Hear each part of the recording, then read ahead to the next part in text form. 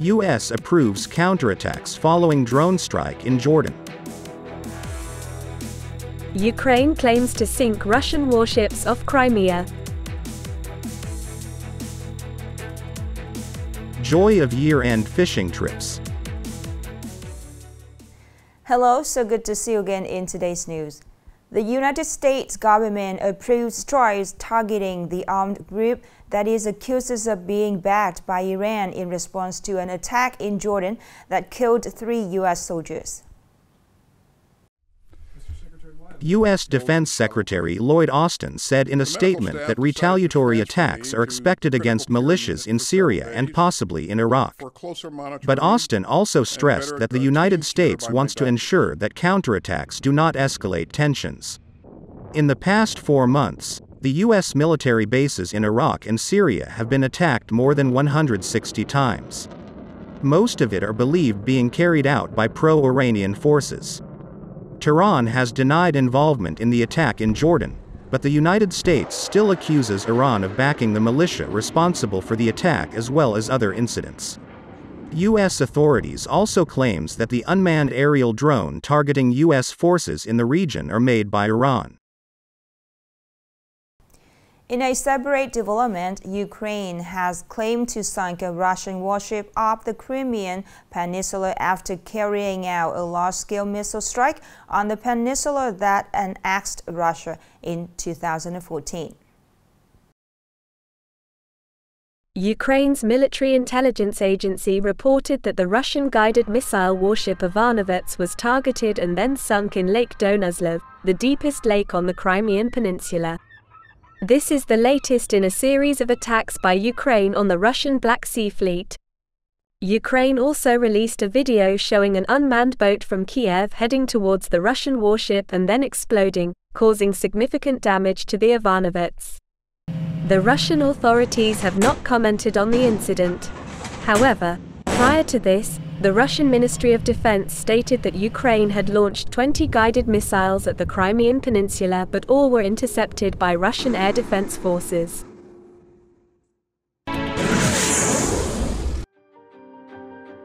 As Tet holiday is approaching, bank transaction demand is much higher than usual. Thus, enhancing security at bank transaction office is a big concern of people after robbery reported at several banks.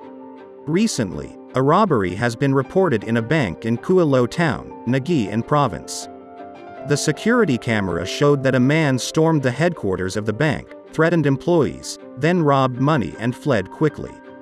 To prevent these audacious actions, security measures have been enhanced by the banks to ensure safety at transaction offices and automated teller machine ATM as well as for customers. Upcoming are some updated news. Hưng Đức Bridge, an investment component project of the Diễn Bãi Vọt section, has been closed its last cantilever span. This is the longest river crossing the bridge on the North-South Expressway. At this time, the construction of the bridge deck, embankment, and parapet is also nearing completion, exceeding the set schedule. In the coming time, Warship investor will pouring asphalt concrete bridge deck.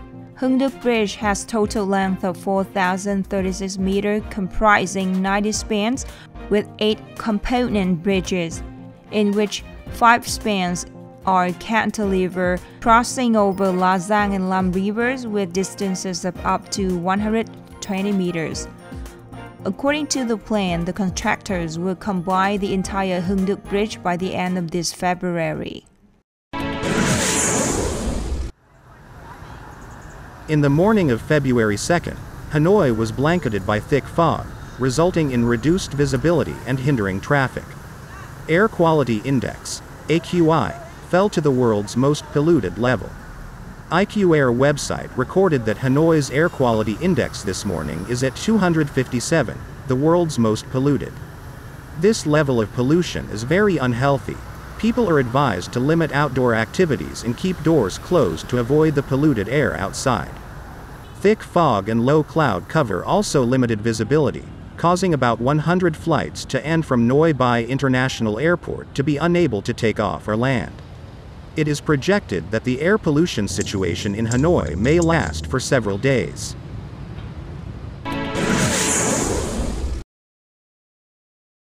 As Tet approaches, the demand for blood is always higher because patients will be admitted to the hospital for treatment and needing blood transfusions to ensure they have enough strength to celebrate Tet with their families. The demand remains high after Tet as well. The National Blood Center needs to receive approximately 40,000 to 42,000 units of blood and 5,000 platelet units each month, but currently, there are only 6,000 units in reserve. The recent severe weather conditions and cold spells in many places have caused many blood donation locations to not achieve the expected results. Therefore, the National Institute of Hematology and Blood Transfusion is calling people to donate blood from now until the end of the Lunar New Year.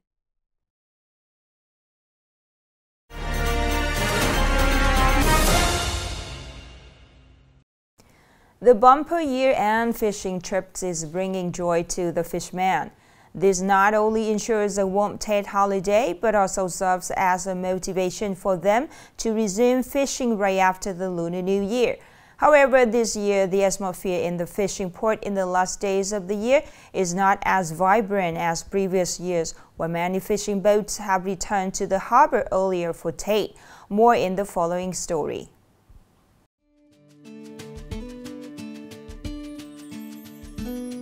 Around 1 a.m. today, the 700 horsepower fishing boat with the plate number NA94154, owned by Mr. Nguyễn Thị Minh Khai, docked at Quỳnh Phương Fishing Port after more than 10 days at sea.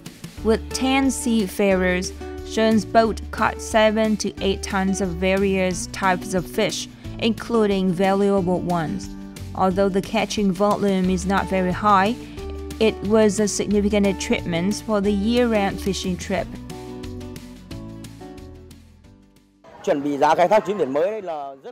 Preparing for new trip is very hard and the weather is cold. It's lucky that the last trip of the year is bumper. Currently, Nghệ An province has over 3,400 fishing boats, including more than 1,200 boats operating offshore. At this time, nearly 90% of boats have returned to shore for Tet holiday. However, 2023 has posed significant challenges for fishermen due to the depletion of fishing grounds, leading to many unprofitable trips due to the soaring cost of fuel. The year 2024 should be even harder with the IUU and shortage of seafood source. The exploitation volume should be as in 2023. In the final days of the year, following their offshore fishing trips, the fishermen in different localities across the province had moored their boats to welcome Tet holiday. A challenging year is coming to an end, and for the fishermen, their greatest wish in the new year is calm sea and abundant harvest of seafood. The last story just ended our program today. Thank you so much for your attention. Goodbye and see you later.